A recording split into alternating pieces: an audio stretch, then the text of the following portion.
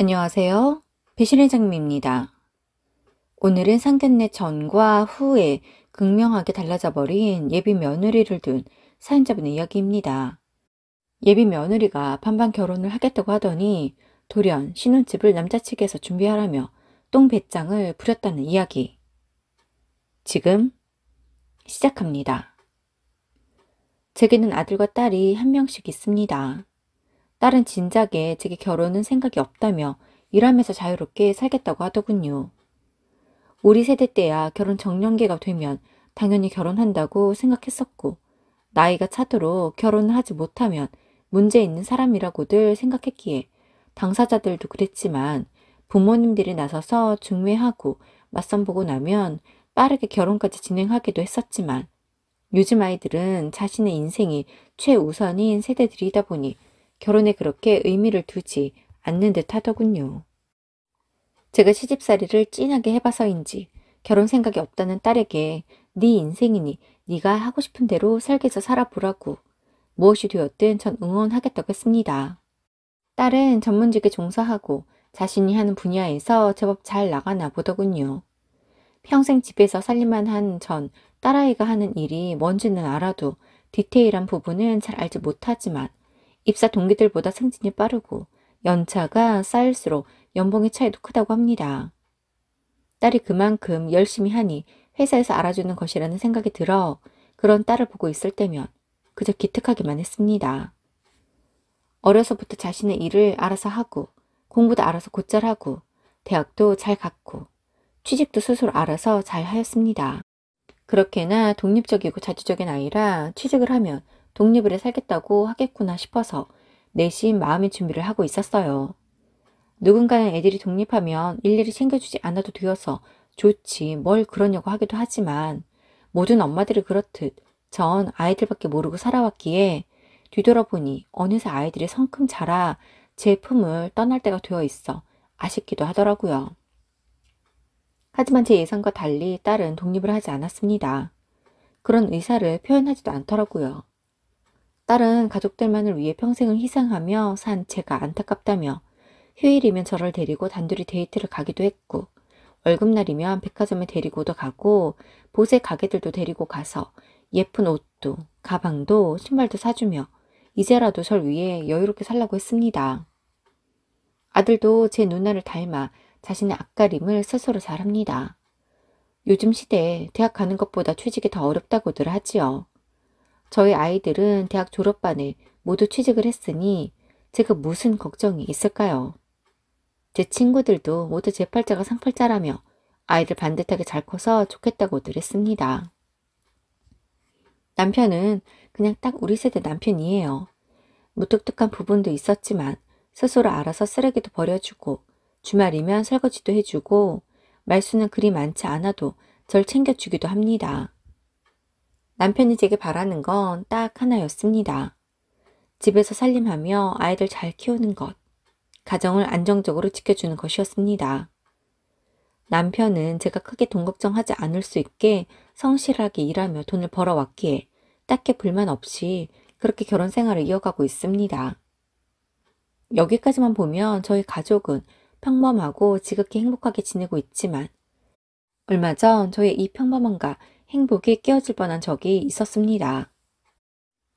아들에게는 친구의 소개로 2년간 만나고 있는 3살 연하의 여자친구가 있었습니다. 저희 부부는 아이들의 인생에 크게 관여하지 않습니다. 그랬기에 앞서 이야기한 것처럼 딸의 독신 선언에도 지지를 해 주었지요. 아들도 크게 결혼 생각은 없는 것 같더군요. 이 사람과 정말 결혼을 해야겠다라는 사람을 만나게 된다면 그게 언제이든 결혼을 할 수 있겠지만, 그게 아니라면 굳이 결혼을 해야 할까 싶다고 하더라고요. 그래서 한 번 사는 인생이니 그것은 본인이 스스로 결정하는 것이 맞다고, 후회하지 않는 삶을 살아가 보라고 했습니다. 그랬기에 우리 부부는 딸은 결혼을 하지 않고 아들도 할지 안 할지 모른다고 생각하고 있었지요. 그런 아들이 31살이 된 올해 봄 여자친구와 결혼을 하려고 한다고 합니다. 솔직히 좀 놀랐어요. 아들이 결혼을 할 수도 있겠다고 생각은 했지만 제 예상보다 빠른 나이였습니다. 한편으론 그만큼 지금 만나고 있는 여자친구에게 진심이구나, 결혼을 결심할 만큼 서로의 관계가 깊구나 싶은 생각이 들었습니다. 아들이 저희에게 결혼에 대한 생각을 이야기하고 얼마 뒤 아들의 여자친구가 집으로 인사를 왔습니다. 아들보다 3살 어리다고 했는데 얼굴이 동안이라 그런지 더 어려 보이는 것 같더군요. 밝은 인상에 눈웃음이 인상적이었습니다. 말씨도 상냥하고 예의가 바른 모습을 보니 구김살 없이 자란 것이 느껴졌고 이 아이의 부모님이 잘 키웠구나라는 생각이 들더군요. 아들이 이 아이의 이런 모습에 매력을 느껴 결혼까지 결심하게 되었나 싶었습니다. 함께 식사를 하며 이런저런 이야기를 나누는데 많이 긴장하지도 않은 듯하고 그렇다고 지나친 말과 행동을 하는 것도 아닌 모습들이 이야기를 나누면 나눌수록 좋았습니다. 그날 이후로 그 아이는 저희 아이가 있든 없든 저희 집에 먼저 찾아오기도 했고 집으로 선물도 보내고 제게 수시로 전화와 톡을 보내더군요. 제 딸은 워낙 회사 일로 바쁘고 자기 개발을 위해 배우는 것도 다양하고 주말이면 가족과 함께가 아닐 때에는 친구들을 만나 여행을 다녀오곤 하는 등 바삐 지내다 보니 어떨 때는 일주일간 아침 저녁으로 얼굴 보는 게 다일 때도 있습니다. 그러다 보니 어떨 땐 저희 딸보다 아들의 여자친구를 더 보거나 더 많은 연락을 받게 될 때도 있었습니다. 이 아이가 남자친구의 부모에게 잘 보이고 싶어 그런가 싶어 조금 그런 행동들이 지나치다 싶어질 때쯤 많은 고민 끝에 이야기를 했습니다. 결혼은 우리 아들과 하는 것이니 저희에게 이렇게까지 하지 않아도 된다고요. 저희 부부는 자식들의 결정을 존중하기에 정말 기분도 안 되고 누가 봐도 아니다 싶은 정도의 며느리, 사위 자리에 문제가 있지 않는 이상 그저 지켜볼 거라고요.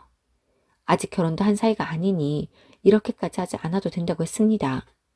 물론 결혼해서도 이 정도 바라지 않는다고 했어요. 그 아이는 제 이야기를 조용히 듣더니 그냥 자신의 마음에서 우러나 하는 것이니 너무 부담 갖지 말라고 합니다. 하지만 제가 점점 부담이 되더군요. 아들의 결혼을 진행하기 위해 상견례를 하였습니다. 사돈되실 분들은 그 아이와 비슷한 인상이었습니다. 밝게 웃는 모습도 같았어요. 하긴 그러니 가족이겠지요. 상견례 분위기는 괜찮았습니다.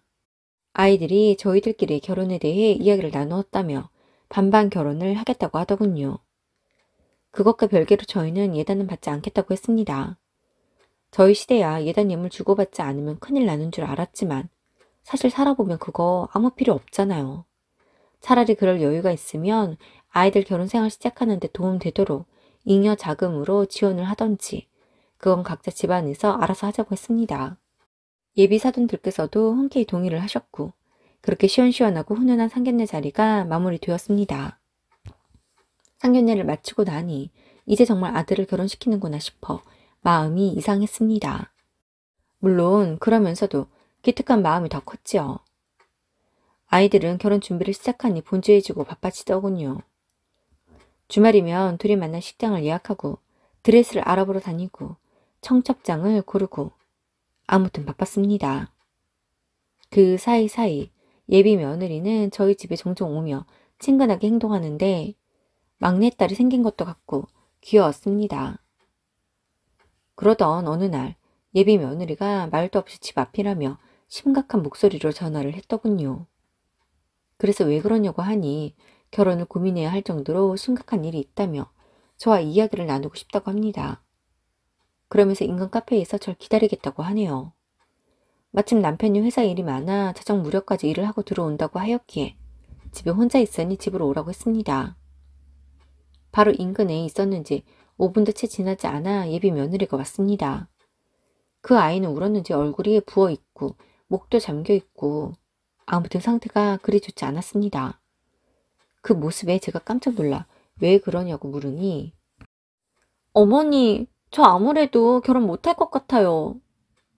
뭐? 아니 왜 우리 아들이 말 안 들어? 그런 일이 있었어? 아휴, 내 아들이라고 해도 말도 안 되는 행동을 했다면 두둔하고 싶지 않을 것 같은데 대체 왜 그래? 무슨 일이야? 어머니, 저희 반반 결혼하기로 한 거 아시죠? 알고 있지. 그런데 그게 왜? 오빠가 그 약속을 어겨서 제가 처음 이야기한 대로 하자고 했는데 제 말을 이해를 못한 건지 자꾸 이상한 말을 해요. 평생 살아가야 할 사람인데 벌써 이래서 어떻게 해야 할지 모르겠어요. 대체 어떤 부분 때문에 그러는 건데 반반 결혼 안 한다고 하든? 그럴 리가 아닌데 왜 그랬을까? 오빠는 자기가 하는 말이 반반 결혼이라는데 저는 정말 이해가 안 가거든요. 어머니, 제 얘기 한번 들어보세요. 이게 말이 된다고 생각하세요? 대체 둘 사이에 무슨 일이 있었기에, 우리 아들이 어떤 이야기를 했기에 그 밝고 착한 애가 제게 찾아와 이리도 속상해하나 싶었습니다. 어머니, 제 이야기 좀 들어보세요. 양가 부모님과 상견례 하는 날 저희 둘이 반반 결혼하기로 했잖아요? 그래서 오빠랑 결혼 준비를 차근차근 하면서 예식장도, 스튜디오도, 헤어 메이크업도 다 반씩 나눠 계약금을 내었거든요. 그래, 그렇게 했겠지. 그런데 뭐가 문제니? 그런데 문제는 집이에요. 저희가 요즘 집 알아보고 있잖아요. 지난 주말에 마음에 드는 집을 봤거든요. 가격도 적당하고 해서 계약을 하려는데 오빠가 우선 당장의 계약금은 자신이 낼 테니 잔금 때 잔금 절반하고 계약금 절반을 저보고 준비하라는 거예요. 너무 어이없지 않나요? 며느리의 이야기를 들어도 대체 뭐가 잘못된 건지 저는 모르겠더군요. 그래서 갸우뚱하고 있자 예비 며느리가 어머니, 지금 뭐가 잘못되었는지 모르겠어요? 그러게. 나는 그 얘기만 들어서는 뭐가 문제인지 모르겠구나. 반반 결혼한다며. 어머니, 일반적으로 생각하면 되는 거예요. 보통 결혼할 때 남자는 집을 준비하고 여자는 예단과 신혼 살림을 준비하잖아요? 그런데 지금 오빠가 저한테 집값 반을 내라고 했다니까요? 너희가 반반 결혼한다고 하니 그 반을 내라고 한 거 아니니? 그게 아니라 오빠는 집을, 저는 가전, 가구 및 신혼 살림을 준비하고 그 외에 나머지 부분들을 반반으로 하는 거죠. 그런데 저한테 집값 반을 내라기에 어이가 없어서 지금 착각하는 것 같다고 했더니 오히려 저보고 착각하는 거 아니냐며 결혼에 들어가는 재반적인 모든 비용을 산출해 정확히 반씩 부담하자는 거예요. 어떻게 남자가 돼서 집도 안 해올 생각을 하는지 모르겠어요. 너무 화가 나서 이런 식이면 결혼하지 못하겠다고 했거든요. 그런데 적반하장이라고 오빠가 더 어이없어 하는 거 있죠. 그래서 말인데요. 제가 못 이기는 척 용서해 줄 테니 어머니께서 오빠한테 알아듣게끔 말씀 좀 해주세요. 남자는 평생을 가도 애라더니 정말 그런가 봐요. 생각도 짧고 자기밖에 모르네요. 예비 며느리의 이야기를 들으면서도 저도 이해가 가지 않더군요. 그래서 저도 상견례 때 반반 결혼에 대해 우리 아들처럼 이해를 했었다고. 하지만 너희 둘 사이에 어떻게 협의가 되었는지 모르겠기에 지금 내가 함부로 이야기하지는 못하겠다고 했습니다. 그렇기에 아들에게 가서 너의 이야기를 그대로 다 전하지는 못하겠다고 둘이 의견 차이를 좁혀보라고 했습니다. 예비 며느리는 제게 서운하다고 했지만 그 부분에 대해 제가 왈가왈부할 건 아닌 것 같아 그만 가보라고 했습니다. 집에 돌아와서도 계속 신경이 쓰이더군요. 그날 저녁 아들이 퇴근하고 들어오는데 유독 피곤하고 지쳐 보였습니다. 제가 아들이 신경 쓰여 더 그래 보였는지 모르겠지만 제 눈엔 그랬어요. 아들은 저녁을 먹지 않겠다고 하더군요. 그래서 먹고 왔냐고 물으니 생각이 없다고 합니다. 아들에게 예비 며느리 맞는 이야기를 해야 하나 말아야 하나 고민이 되었지만 결혼을 앞두고 매우 중요한 이야기라고 생각이 들었기에 아들 방으로 가 이야기를 꺼내었습니다. 제 이야기를 들은 아들은 당황한 듯한 표정을 지어 보이더니 걔가 엄마한테까지 와서 그런 말을 해요? 난 분명히 상견례 전에 반반 결혼에 대해 의견을 나누고 조율했다고 생각했는데 분명 그렇게까지 했는데 걔는 그렇게 받아들이지 않았나 봐. 결혼 전까지 다시 잘 이야기해 보려고요. 너무 걱정 마세요. 아들의 어두운 표정이 걱정이 되었지만 알아서 하겠다고 하니 믿기로 했습니다. 쉽지 않아도 걱정을 내려놓아 보기로 했습니다. 매주 주말이면 만나서 결혼 준비를 하던 아들과 예비 며느리였는데 그주 주말 둘은 만나지 않는지 아들은 집에 있더라고요. 일정이 없을 수도 있으니 그냥 그런가 보다 했어요. 그런데 그날 늦은 오후 예비 며느리가 집에 왔더군요. 그 전에도 종종 왔었기에 반갑게 맞아 주었습니다. 아들에게 예비 며느리가 왔다고 하니 한숨을 푹 쉬네요.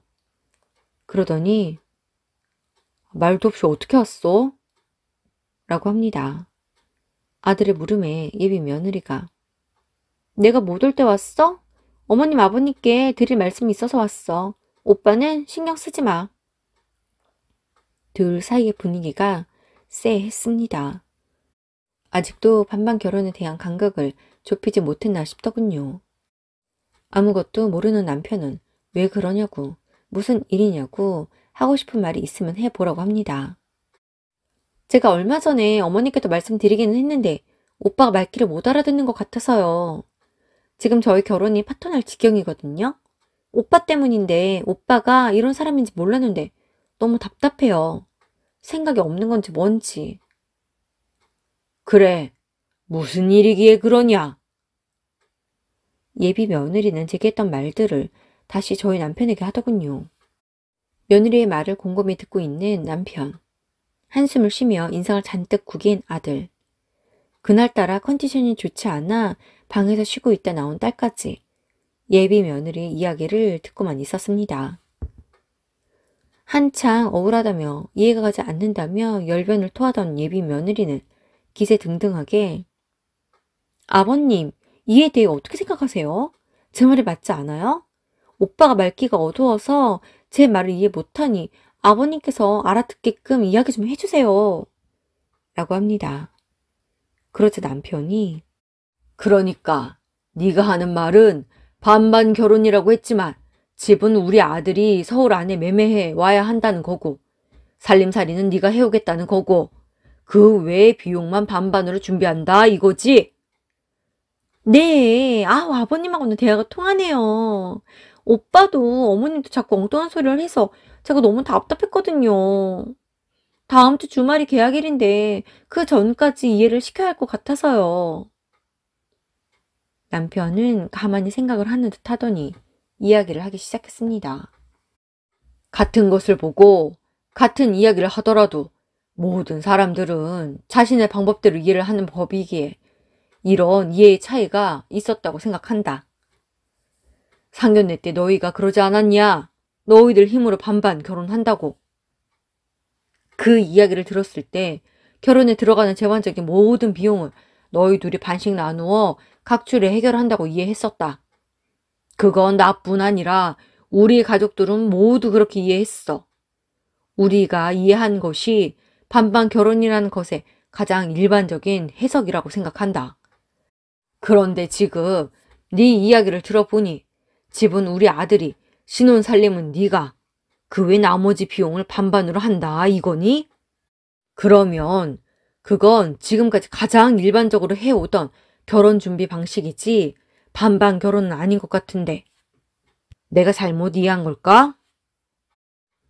아버님, 다시 말씀드리지만 원래 집은 남자가 준비하는 거고 살림살이는 여자가 준비하는 거잖아요. 그래서 그건 그렇게 하고 그 외 식장이라던가 신혼여행비 등은 남자들이 내는 사람들도 많아요. 그런데 그걸 제가 먼저 반반 하기로 마음 먹었기에 반반 결혼하겠다고 오빠에게도 이야기했던 거고 양가 부모님에게도 말씀드렸던 건데 다들 완전 오해하신 것 같아요. 그래? 그러면 네가 바라는 건 집은 우리가 서울에 매매를 준비를 해라 이거지? 네, 그럼요. 당연한 거잖아요.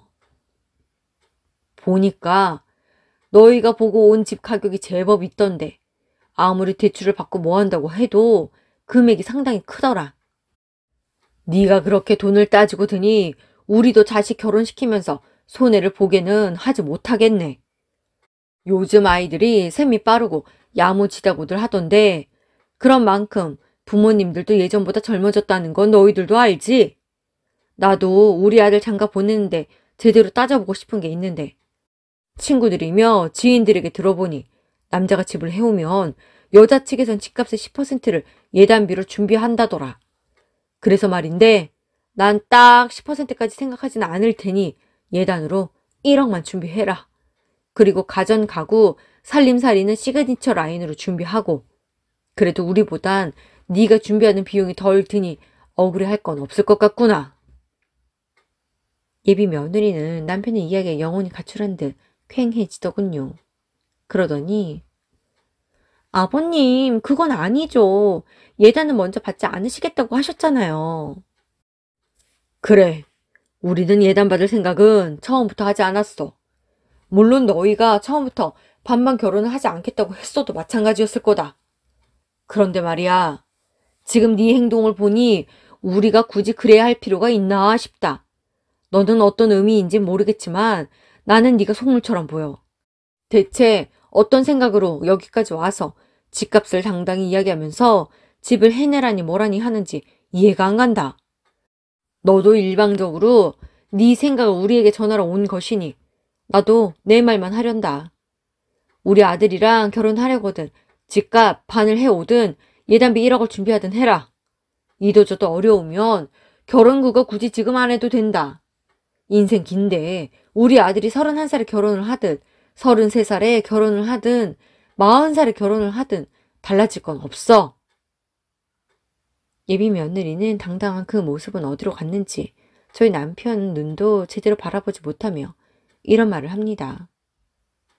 아버님, 그런데 오빠가 집을 해오면 어차피 대출이 껴있을 텐데 그러면 살면서 같이 갚게 되는 거잖아요. 그런데 그 집값을 시세대로 따져서 10% 예단비로 해오라 마라 하는 건 아닌 것 같아요. 정말 기가 막히지요? 28살짜리가 저래도 동계산을 해가며 머리를 굴릴 줄 몰랐습니다. 그렇지. 네 입장에선 그럴 수 있지. 네가 알진 모르겠지만 너희가 보고 온 집 내가 보태주면 대출 없이 살 수 있어. 그러니 그런 걱정은 마라. 아들, 집 계약은 미뤄둬. 예단비 준비되는 거 확인하고 그리고 나서 계약해라. 너희가 봐둔 집 나가면 내가 더 비싸도 다른 집 계약해 줄 테니 걱정 마. 일주일 기한 둘 테니 예단비 가져와. 그렇지 않으면 네가 결혼할 생각 없는 거라 생각하마. 아버님, 어쩜 그렇게 돈 그러세요? 네가 돈 하니 나도 돈 하는 건데 너는 해도 되고 나는 안 되니? 아버님, 제 얘기 좀 들어보세요. 제가 이렇게 생각하는 데는 다 이유가 있었다고요. 월급만 놓고 봐도 오빠랑 저랑 차이가 많이 나거든요. 물론 저희 집보다 시댁이 여유롭기도 하고요.